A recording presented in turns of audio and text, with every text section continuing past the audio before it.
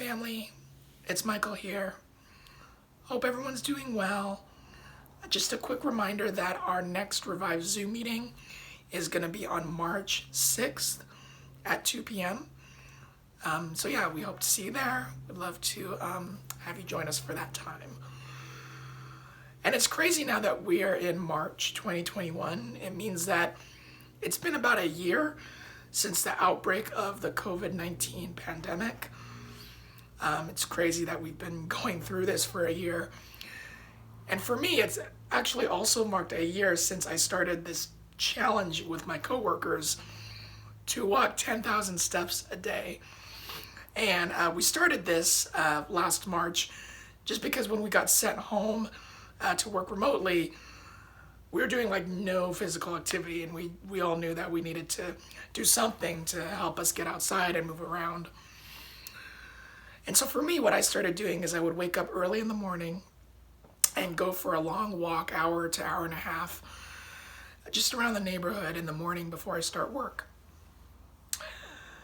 And for me, what started off as just a physical activity really transformed into a spiritual practice. And when I look back, what I realize is doing that day after day, month after month, I was actually cultivating this discipline of solitude. And that's what I want to share about in this devotional with you as we continue our series on rhythms of grace. So what do I mean by the discipline of solitude? What does that look like? I think there's several different components to it. So one, it's the discipline of, first of all, just being away from people, right? Withdrawing from social interaction and social engagement. Second, I think there is this element of putting aside our responsibilities and our tasks that we have to do. And then third, particularly in today's world, with the internet and so much that we can fill our time with, I think there's an element of putting aside the distractions around us. And so for me, what the time of solitude looks like isn't just watching TV or being on social media, but it's actually being present to ourselves, to God, and to the world around us. And I think we see this practice exemplified in the life of Jesus. In Mark chapter 1, verse 35, it says this: "Very early in the morning, while it was still dark, Jesus got up, left the house, and went off to a solitary place where he prayed." And then separately in the Gospel of Luke, chapter 5, verse 16, it says that Jesus often withdrew to lonely places and prayed.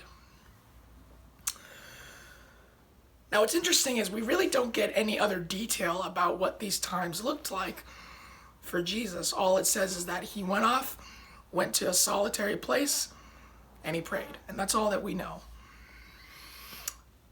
And so really the only other thing that we can say about this is just to look at the kind of life that Jesus lived. That his life was one that was full of union with God. That it was a life of being present with people. And that it was a life with a clear vision and purpose. And now, the text doesn't say this, but I would like to believe that those times that Jesus went away, prayed on his own, was apart from people, that God was using those times, those moments of solitude, to shape and form Jesus to live that kind of life that we see him do. So I can't really speak to what those times looked like for Jesus, but I can share what it's like for me going on my walks in the morning. For me, it's a time to be present, and it's a time to put aside the stresses and concerns that I have that are ahead of me and that were behind me, and to just be attentive to God and what he might be speaking to me just as I'm walking in the neighborhood. It's a time for me to process my thoughts and my feelings, the things that I've been keeping inside. It's also a time for me to pray for others and think about the needs of people that have come up recently. It's a time for me to rest.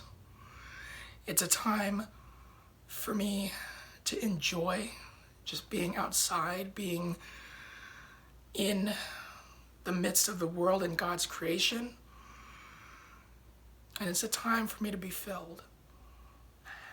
And sometimes it's also a time to be confronted. There's actually earlier in Mark chapter 1, another part of Jesus' story that goes like this. In verse 12, it says that at once the Spirit sent him, that's Jesus, out into the wilderness, and he was in the wilderness 40 days, being tempted by Satan. He was with the wild animals, and angels attended him.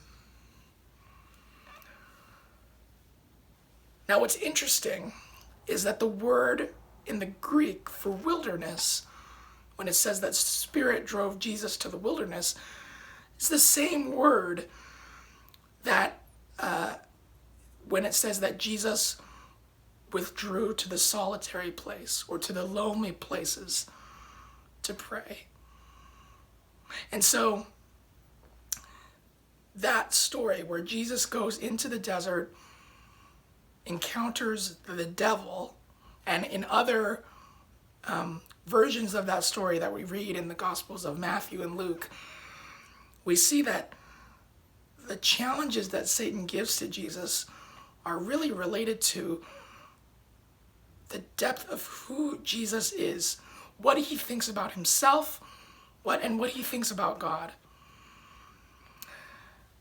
And I think similarly for us, sometimes when we choose to go into, carve out this place of solitude to process with God, when we put aside the distractions in our lives,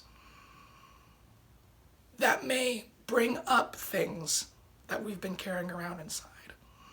We may actually be forced to face our fears, face our wounds, and face the areas where we may be being held captive in bondage. And yet what I love is that Jesus wasn't just tempted by Satan, but it also says that he was attended to by God's angels, that God was with Jesus in the wilderness. And so, I think that this idea of going and taking a space to be alone, the discipline of solitude, for some, it comes very naturally. And for others, it may seem scary because we know that there are things that we have been putting off thinking about. And there's a part of us that doesn't want to face them. But I do believe that as we choose to cultivate that space, that God will meet us just the way that he did Jesus.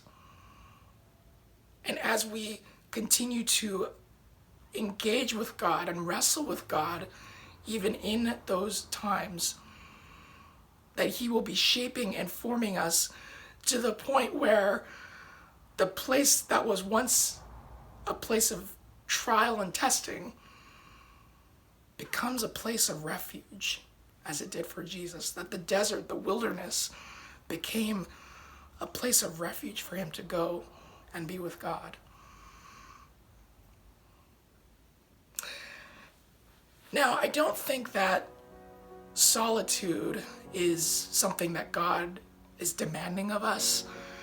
It's not a commandment in the same way that he commands us to love one another or forgive one another. Rather, I see it as an invitation. You know, if we were to take a step back and think about our own lives, how many of us would say that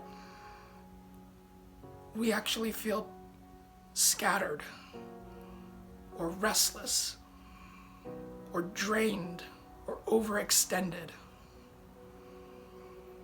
I think with the amount of things that we have going on in our lives and the amount of things that we have to think about in the world, I think there might be a lot of us that are actually longing for this sacred space of solitude that God has to offer to us. Many of you have probably already stepped into that, and so you know what I'm talking about. But if you haven't, I would ask if maybe now is the time to consider what that could look like in your life. Maybe it won't be waking up early in the morning and taking walks. But what would it look like for you to carve out a sacred space, to start cultivating a discipline of solitude in your life? Because I believe that God does indeed want to meet us in all of our messiness and all of the thoughts and all of the chaos that's going around in our hearts and our minds. And as we choose to step in to spending that intentional time being present with Him and present with ourselves, He will indeed meet us with His grace and His peace. So blessings to you, my friend.